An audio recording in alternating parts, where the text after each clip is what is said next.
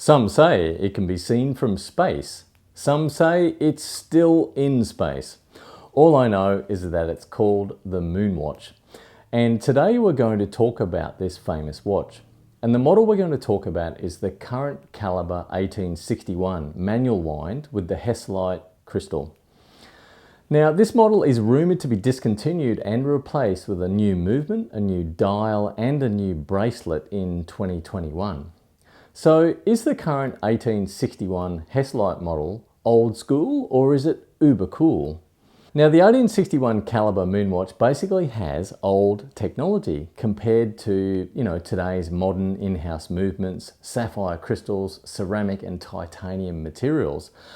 But does that make it simply old school, or is it one of the coolest watches that you can buy today? Well, at least for a limited time until it gets replaced. Well, that depends on how you look at it. I own the calibre 1861 with the Hesalite crystal, and I'd like to give you an owner's view. I personally think the 1861 Moonwatch is definitely a cool watch because it's fundamentally the same watch that went to the moon and the same watch that the astronauts looked at every day on their wrists while they were up in space.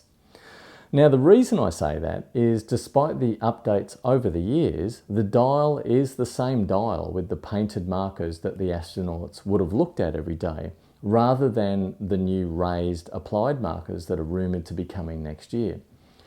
And the 1861 movement is simply an updated version of the original 321 movement. Now, both movements are manual wind La Mania movements.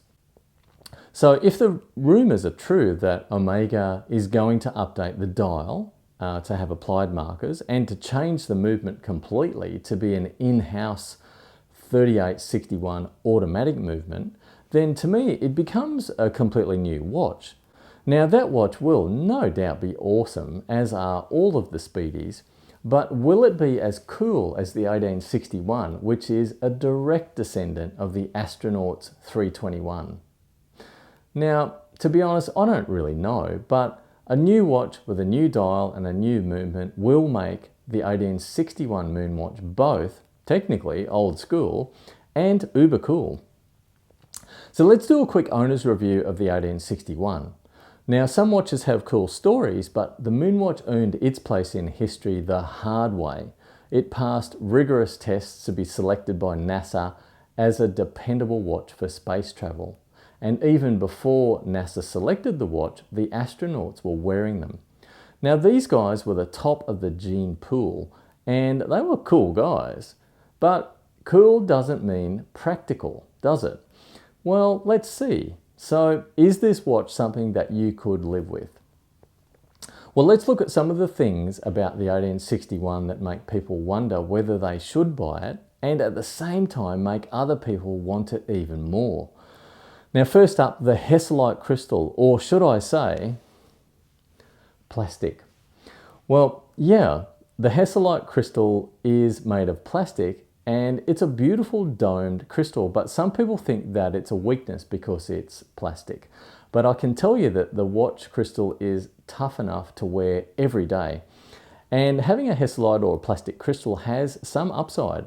The first is that it won't shatter like sapphire. The second is that it won't show finger marks or smudges like sapphire. And third, it has a very retro look. It's domed in only a way that plastic can be molded. Now, sapphire can't be domed in that way without getting a milky, edge or a ring on it. So it looks pretty cool. And, the downside of the crystal is that the Hesalite will scratch. But that's not as bad as it sounds, because the scratches that you will get over the years are easily polished off with a dab of Polywatch.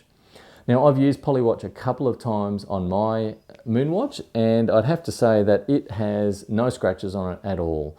Just a gentle rub with Polywatch gets them off. But if you damage the crystal so badly that it needs replacing, then the Hesalite crystals only cost between $20 and $30 versus a sapphire crystal that could run you $400 or more.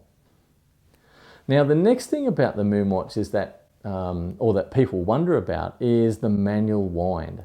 Now, is it a hassle to wind your watch every day? And is the movement actually any good? Well, winding my watch is like my 30 seconds of Zen every day. It's simple, it's relaxing, and it's almost like a mini meditation. Now, winding your watch creates a deep connection between you and the watch. And I remember when I was a boy, my dad bought me a watch that I had to wind every day. So in the mornings, I would wake up, I'd sit on the edge of my bed, and I would wind my watch. And while I was winding it, I would enjoy looking at my new watch. Then I'd put it on and I'd get ready and get going for the day. So even today, I enjoy the daily ritual of winding my watch. And if I don't wear the Moonwatch for a few days, it's so easy to get it back on time and wound up within, literally 30 seconds because it has no date wheel and the winding is actually pretty fast to do. So winding your watch is an unexpected thing that you enjoy about the Moonwatch. Now, what about that 1861 movement, especially now we know that it may be replaced by an in-house movement? Well, the current 1861 calibre is a direct descendant of the calibre worn by the astronauts on the moon, the 321. Now, it's been in production for 26 years, and the non-radium version of it, which is virtually the same, was in production for 20 years before that. Now, that's a long time for a movement to be in production. And, it's for good reason, because it's a solid, dependable movement. Now, it isn't COSC certified, but my personal watch, keeps time to about 3 to 4 seconds a day, which is still very good. Now, one thing I like to do with my watches, automatic or manual wind, is to listen to them. And you can do that by putting the watch up to your ear and having a listen to them. And I'd like to say that the 1861 sounds really strong. It's got a really strong sounding heartbeat. Now, let me put it up to the microphone so that you can have a listen to the movement yourself. Here it is.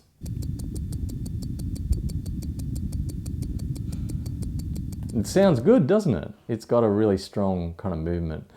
Now, the next thing people wonder about is the Lume. Now, the Moonwatch is an extremely easy to read dial in the daytime, and it's not any different at night. The Lume is that cool old green color, and it lasts all night and can be easily read in the middle of the night because the dial is so legible and the Lume is great. Now, what about water resistance? It's 50 meters, so that's fine. You can't really swim with this watch, but you could splash it or wash it under a tap if you wanted to wash it, or even have a light shower with it.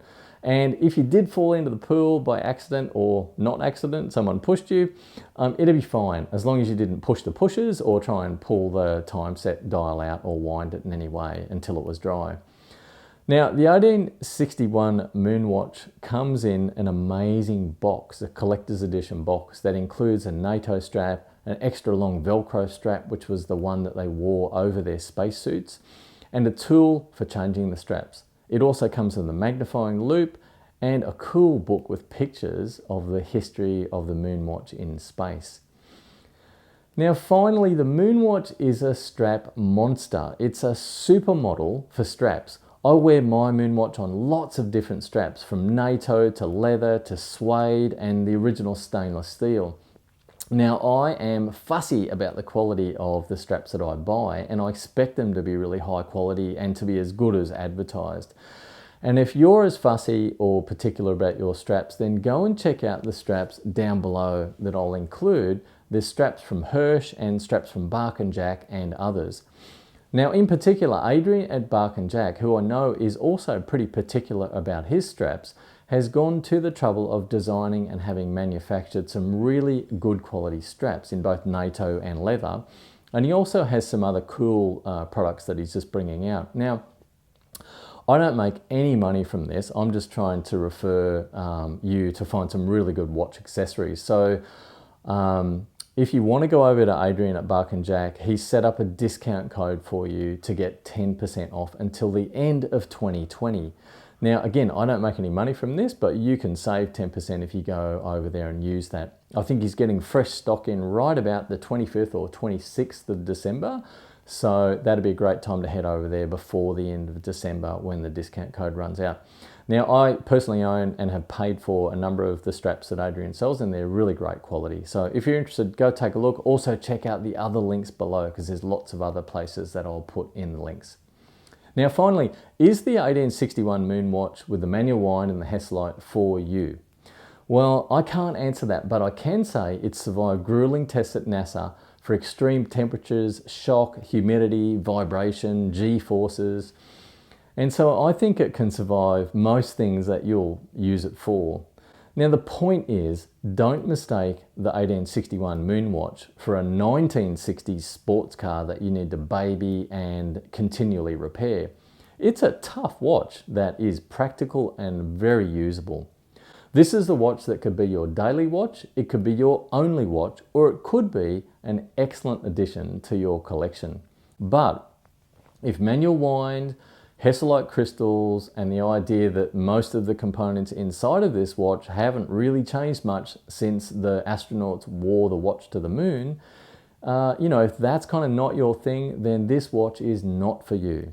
If you're looking for something more modern, then I would look at some of the other modern versions of the Speedmaster, or perhaps the new Moonwatch that is coming out in 2021, or rumored to be coming out. We don't really know 100% yet.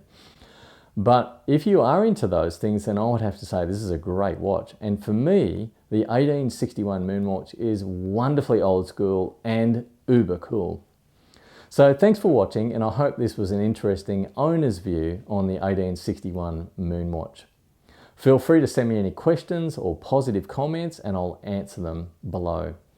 Now, if you'd like to, subscribe, hit the like button, hit the bell icon, and you'll be notified when I post more videos. And if you'd like to go and check us out on Instagram, it's Men and Their Watches. And if you'd like to read more stories about watches and the men who own them, you'll find that at Instagram or in upcoming videos. So thanks, I'm Mike from Men and Their Watches, and I'll see you in the next video.